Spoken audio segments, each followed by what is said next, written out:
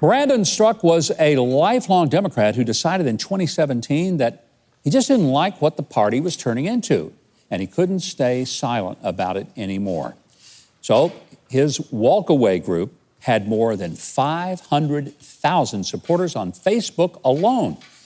Well, that is until last week when the page was blocked from the social media network, along with many other conservative voices, removing the testimonials of thousands of people who were equally fed up with the media and the leftist propaganda.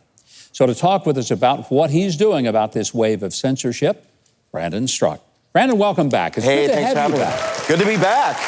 You were first with us when you just really had launched the walkaway movement. Yes. And it grew like crazy. Yes.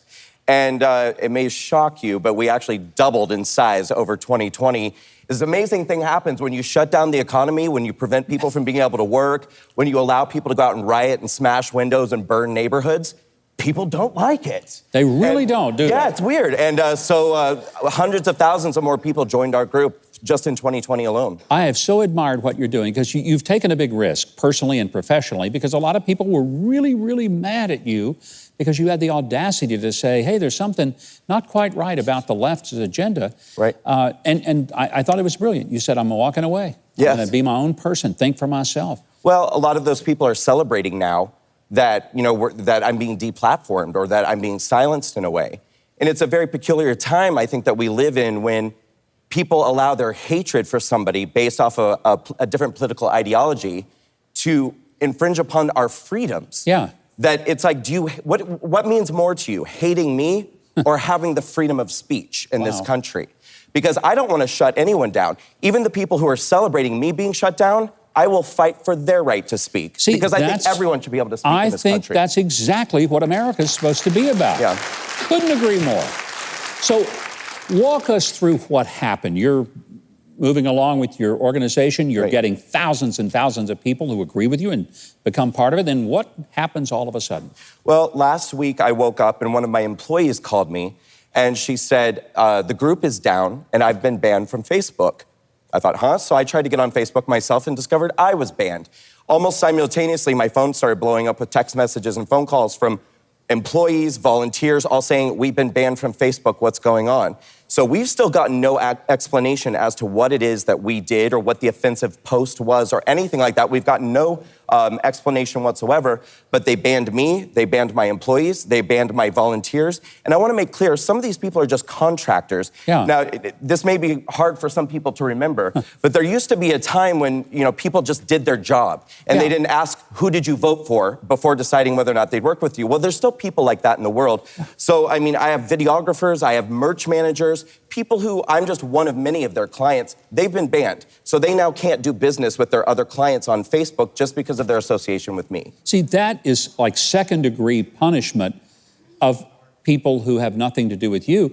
But They may not even be Trump supporters. Yeah, but I don't even think you should be banned and all the people, and no word from Facebook as to why. No. We're going through many different avenues to try to get through to somebody, and that's one really nice thing is when you build up a platform as I have and people know who you are, there's a lot of people willing to reach out and help. And so I'm very grateful that many, many people are currently trying to get us in the door to talk to somebody who might be willing to help us. But there's hundreds of thousands or more people who don't have that privilege like I have. And they're just banned and that's all there is. We hear members of the House and the Senate, and they have hearings. We have a lot of hearings with Zuckerberg and Jack Dorsey of Twitter and different ones who come in and they act like, oh yeah, we're trying to be more fair-minded. Nothing happens. Right. Have you had any contact with any member of Congress over this? Well, I have reached out to them, especially the ones who virtue signal constantly that this is a very important issue to them, that they're doing everything that they possibly can to make a change. None of them have responded to me. And some of them are even Congress people that I've met personally. I've shaken their hands. They said, I love what you're doing. Well, I've been deplatformed and none of these people are reaching out to try to help me. And I think that, doesn't it sometimes just feel like theater? Like we're just watching theater? It's like nothing actually changes. Yeah. We're just watching a soap opera, and then nothing actually changes. And the sad thing, what we're watching is the destruction of free speech, the destruction of the idea of an open forum where people can express themselves. If there's something that you say I don't like, I mean, the best thing in the world is to let me have my own soapbox, and I say it. Let the people decide whether they like what you said or what I said. That's the way America is supposed to work, not shutting down the voice that doesn't agree with the dominant left that owns the platform. Well, this is what I don't understand. Number one, why would anyone want to exist in a monolithic system where there's only one party, one voice, one accepted narrative that we're all supposed to subscribe Sounds like to? China, doesn't it? Right, it does. But just 3-4 years ago, I was a diehard liberal. I was a Hillary Clinton supporter. And through conversation, through debate, through research, I have completely changed my mind. And I'm so glad I did. What if we existed in a system where I couldn't do that? Yeah. What if I wasn't allowed to hear other ideas that completely changed my mind? I don't want to live in that country. What was it about the left that one day you said, I don't think that's my personal worldview anymore? What was it? Well, I always say that I became a liberal because I'm against racism, I'm against sexism, I'm against discrimination really of any kind. But what I started to see was that my fellow liberals, people who are friends, colleagues, coworkers, I started to see this hatred toward white men. I started to see, this hatred towards men in general. And I thought, well, this is no better. Hatred towards white people, to me, doesn't feel better than hatred toward black people. Hatred toward men doesn't feel better than hatred toward women. So now you're just becoming all of the things that you claim to fight against. And I'm not okay with that either. Yeah. So that started to really rub me the wrong way. But then I started to see this connection to the media and how dishonest the media is. And all of these false narratives, particularly as they pertain to Trump. And that's what really, really woke me up, was that because I was scared to death when Trump got elected. Scared to death. I thought the sky was falling. I was freaking out. You mean it didn't? I think some people still believe that it has been falling for 4 years now. No, it hasn't been falling for 4 years. And that's why we saw in 2020, yes, things have not turned out the way that we wish they did. But there's one thing that we know for sure. Black people came over to vote for Trump. Hispanic people came over to vote for Trump. LGBT people came over to vote for Trump. Walk away is working, and we're going to continue working. We're going to continue marching on. We're going to get more people to walk away in 2022 and 2024. And that was going to be my next question. Give him a hand. I'm glad he's not given up. No way. Because I see some discouragement among people. Look, I'm discouraged that the election turned out like it did. Yep. I did not see it coming, to be honest with you. But I'm so glad that you're not just saying, okay, that's it, I quit. No. But what do you do to be able to communicate? If you don't have Facebook, which has been your primary platform to communicate with the walkaway crowd, where do you go? What can you now do, and where can people find you? Well, they didn't just take us down on Facebook. Within the next 2 days, they also canceled us our email platform, so we can't email our base. And we've been suspended from our fundraising platform pending an investigation if we're a violent organization. An investigation of what? They won't tell us. They won't tell us. I do not know.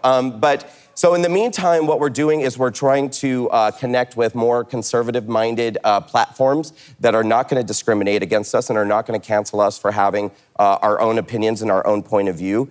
And what I'm really telling conservatives right now is the time is over for us just whining and moaning about being second-class citizens on these leftist platforms. I liken it to an abusive relationship. We have stayed in this abusive relationship for years and years and allowed them to have all the cards and all of the control. It's not going to be an easy process, but we must, I think, kind of channel the spirit of the pioneers who built this country, and it's time for conservatives to build up our own social media platforms, our own emailing platforms, our own fundraising platforms. We have to become completely autonomous. We have to become completely self-reliant and no longer be in a position to allow these people to push us around. Absolutely. I couldn't agree more. Because, for right now, we are at the mercy. You have even said, I've heard you say, it's like we have to now ask permission of the far left. Yes. Is it okay if I say this? Are you sure it'll be all right if I express my view? My heavens, Brandon, this is America. You're supposed to be able to do that. I'm supposed to be able to do that. Is there any legal recourse you have against these social media giants that have basically just trampled over even your ability to do business?